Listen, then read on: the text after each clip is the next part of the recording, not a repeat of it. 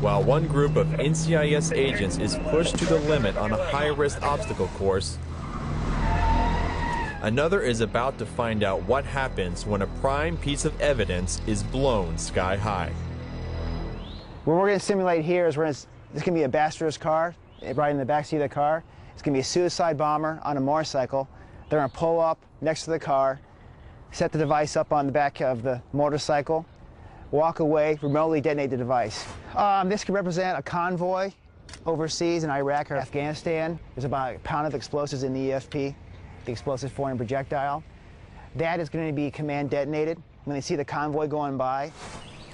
The only problem with the pressure plate is that you're not sure who you're going to target. You might have a person driving by that's not your target and it activates the device and the bomb.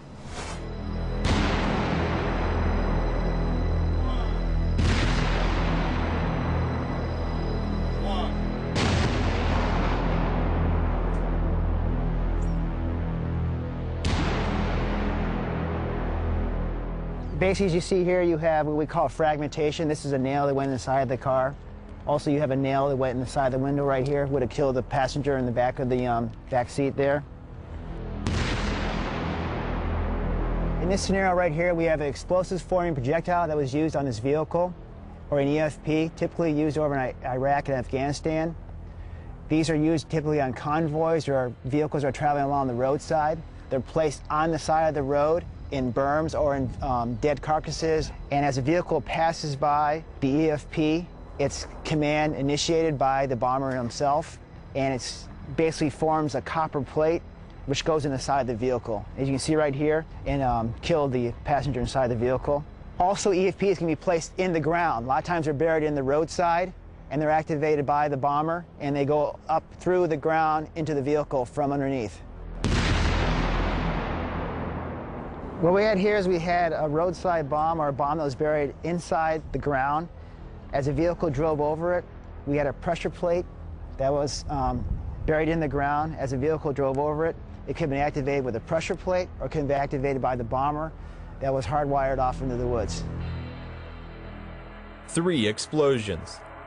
What you need to do is you need to pick a team leader, evidence technician, photo people, schematic artists, and decide how you want to process this scene. 3 groups of agents. So it's kind of at an angle. Dave, are you ready to move in closer? Yeah, I need one more around the outside. All right. There's registration and bill of sale in a plastic bag. Their mission, under a tight deadline, determined the type of device that was detonated. With debris fields stretching several hundred yards and a tree line nearby, this is no easy task. Exactly what they might find in theater. You guys just keep going through the left of the frame for 1 second. Thanks. Initial observations of this, the information we have is that a Navy-dependent wife and her male companion were traveling and were struck by some type of explosive device. He is deceased. The driver of the vehicle has been transported to the hospital. We haven't had a chance to talk to her yet.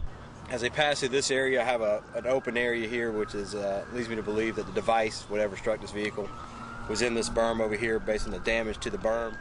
This vehicle was moving, and it didn't come to an immediate stop. They didn't slam on brakes. So once the driver was incapacitated, the vehicle's going to move a little bit. So with the glass there and what appears to be a blast area there, that's where we're going to focus on as far as finding any type of device. As the post-blast teams start to process the wreckage of the 3 vehicles, another group of NCIS agents are about to undergo training that could not only determine who's at fault, but that could also save their lives. It's allowing you folks to make the choices quickly based on proper planning. This is combat crime scene training. Get in, get out, stay safe. In short, all an agent needs to know to process evidence in the middle of potential insurgent activity. It's a 6-week plus course that prepares our already, experienced, if you will, federal agents or special agents in various disciplines to develop a technical skill set, a mindset, a tactical awareness to operate in theater comfortably. So why did we choose this? We have a backpack that we've developed, and in that backpack is actually all the gear we need to process a death scene or a crime scene outside the wire. If you're not the observer talking, and you're not talking to the observer, you really should just be engaged in your tasks. Young male comes out with AK-47, fires several shots towards the Marines. Marines return fire and kill the young male. The allegation by the Iraqi family is that he was handing over the weapon as directed and did not threaten the Marines, and the rifle went off by accident.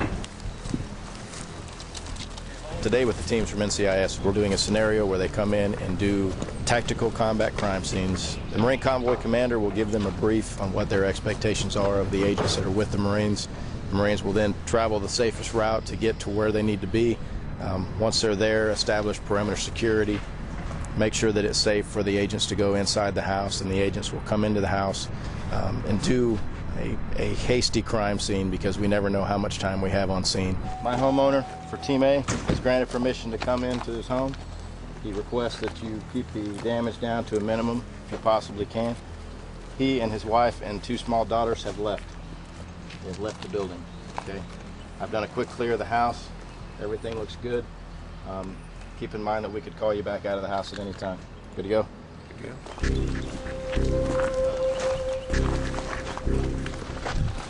Team A.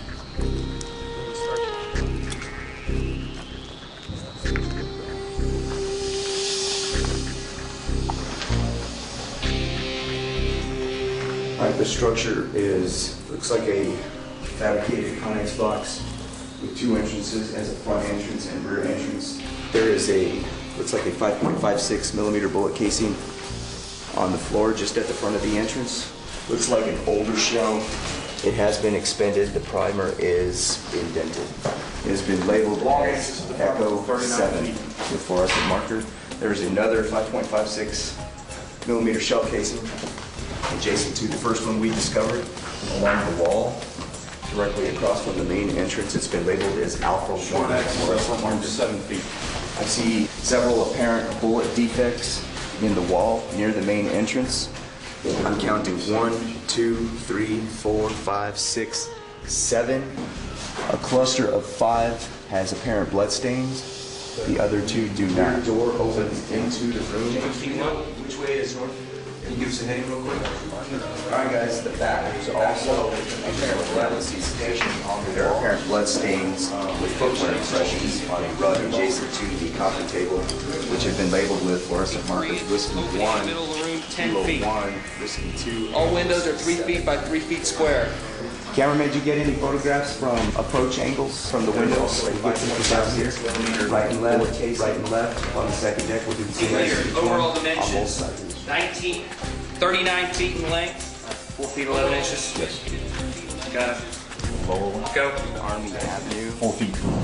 And Navy Boulevard. You can see the other dwellings, as well as the entrance to Bushy Fork Road. How much more time do we need? Everything that's been photographed, you can the shutters don't open. Got a patrol about a half a click north taking fire right now. They're all moving this way. Pack up your stuff. We got to go. Back in the truck.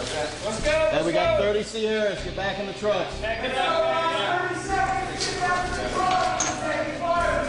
Let's go. Southwest corner of the dining room. Moving as quickly as we can, doing as much as we could in that time frame. And then as the scene developed, we were told there's some insurgent activity that engaged a patrol up the road that was heading toward position. We had 30 seconds to break contact, collect our evidence, and get back to the vehicles and get on the move. You guys keep your nose spread out.